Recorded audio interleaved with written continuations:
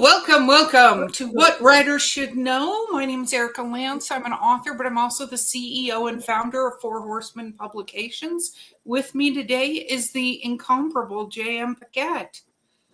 Good morning. How are you? Well, if you guys see dirt on me, it's because a tree fell in my driveway.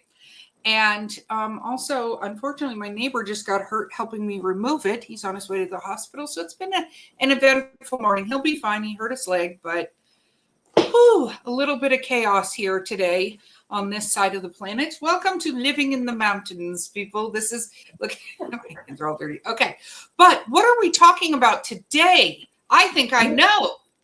We are talking about the writing prompts to keep you accountable. It's the partner book with the accountability guide. So each week there are writing prompts to kind of keep you writing that match up with whatever the weekly theme is. So why did you write this book? Because I love writing prompt books. I love books that I can write in.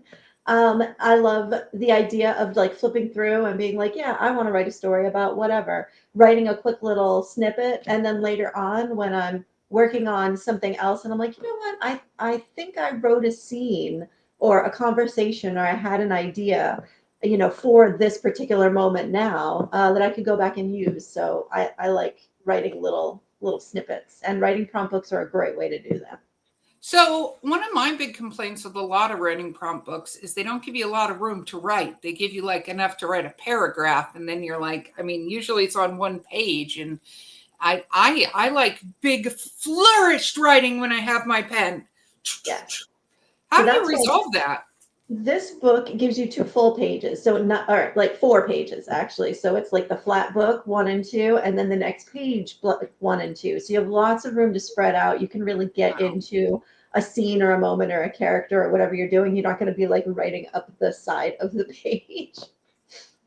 Yes. So, yeah, and the book it's thick enough that it'll lay flat. You have to break the binding. I'm sorry, but to make it like lay, it's not one of those that's like really awkward to write in. That's good. That's good. And I know you hate breaking the binding, so if you want a keepsake one, but this is really a workbook, and that's its intention. So, yeah. You could always type or write on a separate paper if you want to keep it secret and safe, like Gollum. It's possible. Mm-hmm. So what kind of writing prompts are in there? Like, what was the inspiration? Well, it started with the accountability guide, of course, which has the writing exercises, right? So there's like the 5-minute exercises that are in there, and they're based on 2 words. So they're 2 random words, and then you set a timer and you do a sprint for 5 minutes based on those words. So I thought it would be cool, because the teacher in me loves homework, to be like, every week you should have a separate writing prompt that kind of goes along with the theme. And it goes along in very random ways, because my brain is very random.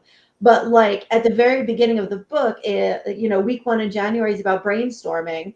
So the prompt for that week is about storms, right? And it was a dark and stormy night, which is the classic line, to start writing a prompt. And then it's like, write a story involving the weather. And then there will be, week 2 is what? Narrowing your focus.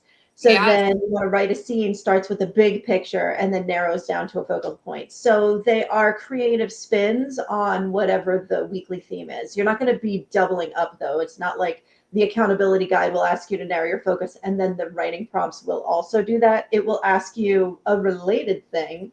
Like there's one about goal setting in the accountability guide. The writing prompt for that is like, talk about a goal. Someone scores, right? A deadline is attained or missed. So it's the idea of, goal, but not, goal setting the way that the accountability guide is. So you can be serious in your accountability guide and then kind of have fun and be creative in your writing prompts.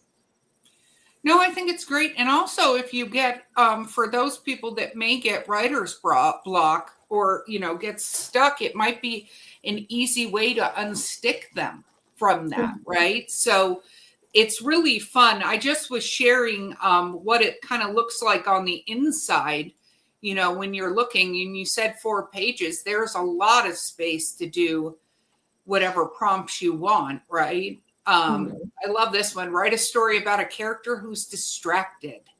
And it's interesting because you don't always, we as writers, not that we're not really creative, but sometimes I feel like a little bit of tunnel vision on writing prompts and things like that. Like, what do we do? So I think it's really neat because, somebody going write a story about a character that's distracted.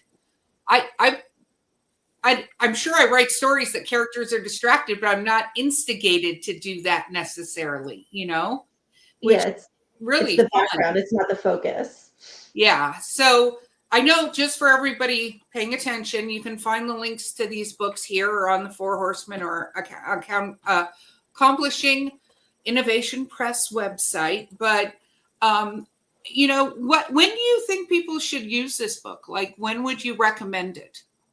Well, it goes along with the accountability guide, but it's just a writer prompt book. You don't have to have the other one, because I know some people are like, well, I want to start in January. You don't have to go in order. It's got 52 writing prompts. You can literally just flip through it, which is how I use writing prompt books. I flip through it until something grabs my attention, and then I'm like, you know what? I'm going to spend 10 minutes, 15 minutes just kind of working on this or writing this. Or if you want to challenge yourself, my handwriting is terrible. And if I try to write within like a 5 minute timer, I will never be able to read it. So for me, that's not going to work. But for somebody else who's like, I can write 4 pages in 5 minutes, I can type 4 pages in 5 minutes. But handwriting for me is a little bit of a slower process. So I also think that's like the benefit of it, though, is like my brain thinks differently when I'm at a keyboard than when I'm writing longhand. Then I pay attention to every word because I know that my handwriting gets crazy. So I slow down and I really think about the language I'm using.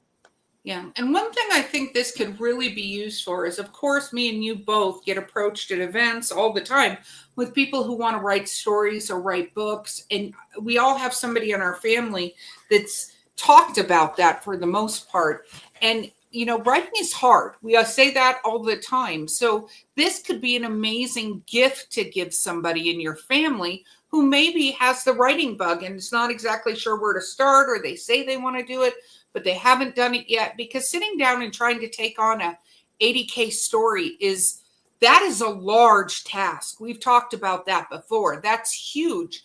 Wherein you go in and you're just writing based on a prompt, and you don't have to use all 4 pages. If your prompt takes you a page, it's a page. If it's two, it's two. But it's something that will give the writers in your life, and also give you, even if you don't want to write a book, you don't have to want to write a book to do this, but it gives you a creative outlet.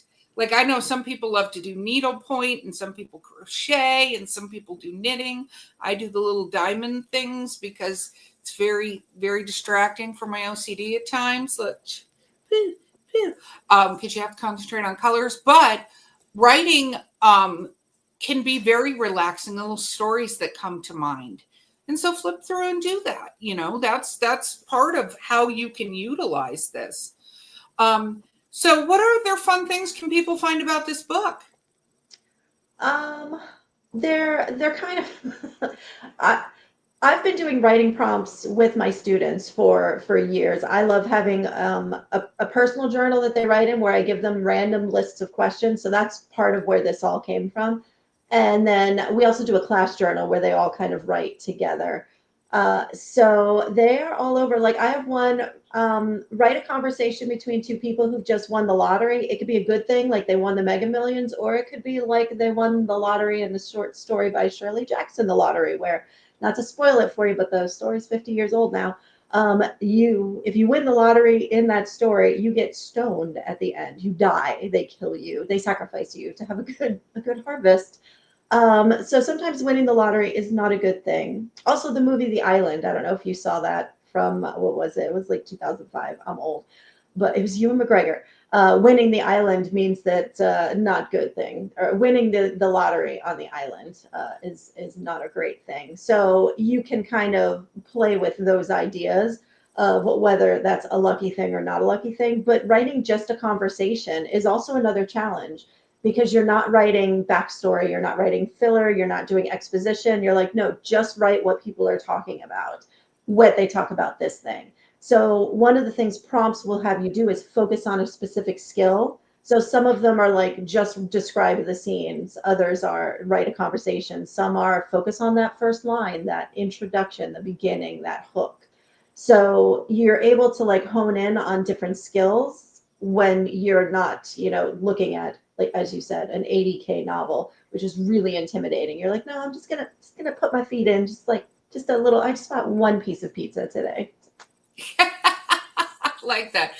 Can you ever just have one piece of pizza though? I mean, such one pizza roll.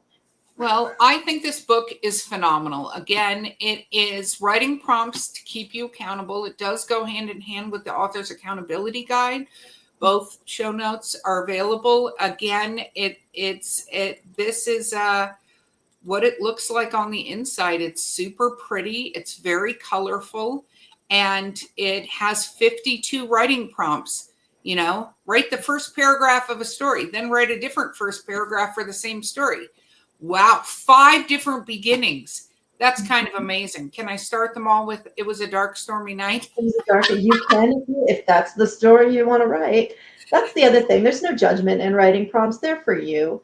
Yeah. So you can go crazy with them. You can have fun with them. You don't have to worry about like, oh, every word is precious and sacred and it has to come out perfect. No, you're just running the tap water. You know what I mean? You're like getting stuff out, getting ideas out. And then later on you go back and you look at those and you're like, I could use this now. So no, it's true. It's true. Well, JM, thank you. I just called you Jem in the holograms. We remember that because we're old. Anyway, thank you for telling us about writing prompts and keeping yourself accountable. Again, this is what writers should know. Don't forget to like and subscribe, because every week we give you advices from many, many moons of experience in being a PhD in English literature, like Miss J.M. Paquette, to having run a publication company with over 100 authors for 5 years. We know a little bit about what we're talking about, and hopefully it will help you be a better author. So we will see you next time.